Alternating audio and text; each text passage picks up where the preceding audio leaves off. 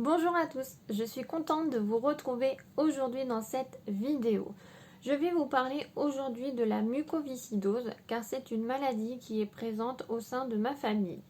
Dans un futur proche, je souhaite concevoir un enfant, c'est pourquoi je souhaite prendre toutes les précautions avant, vous raconter mon vécu et vous donner quelques petites connaissances à ce sujet.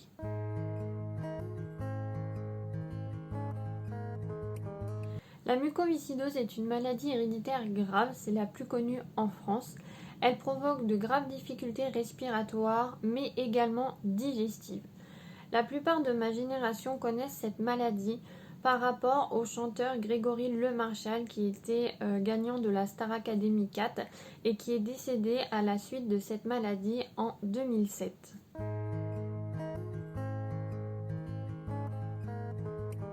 Concernant la grossesse de ma maman qui remonte à plus de 30 ans, pour sa part, quand elle était enceinte de moi, elle a fait une amyosynthèse qui permettait de prélever une petite quantité de liquide amniotique qui se trouve autour du fœtus pour savoir s'il y avait une anomalie génétique ou chromosomique.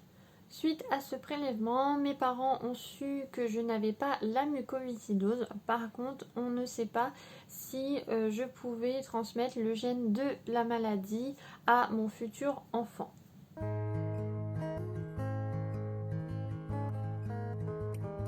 Avant de se lancer dans une grossesse, il était important pour moi de savoir si mon enfant pouvait naître avec la mucoviscidose.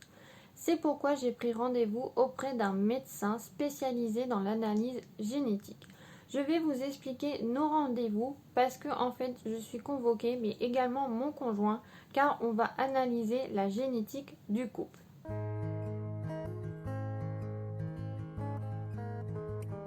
Au premier rendez-vous, le médecin va faire l'arbre généalogique de mon conjoint et de moi-même.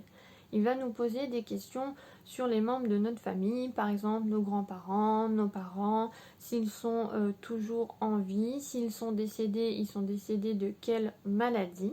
Lors de ce rendez-vous, j'ai également donné le nom du gène malade qui est présent dans ma famille. Effectivement, dans ma famille, j'ai 2 personnes qui sont décédées de la mucoviscidose. À la fin du rendez-vous, suite aux éléments qu'on a donnés au médecin, il préconise pour ma part une prise de sang afin de savoir si je suis porteuse du gène malade.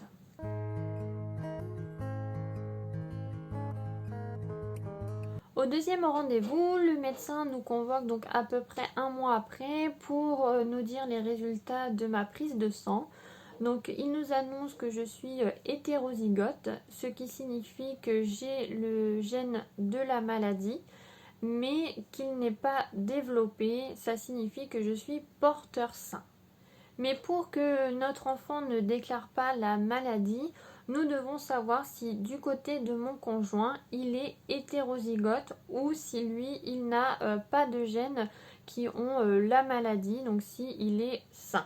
Suite à ce deuxième rendez-vous, c'est à mon conjoint de faire une prise de sang, à savoir si mon conjoint est comme moi hétérozygote, c'est-à-dire que nous aurons une chance sur 4 d'avoir un enfant malade de la mucoviscidose, donc c'est vraiment énorme. On se dit qu'on a une chance sur 4 d'avoir un enfant qui naît malade.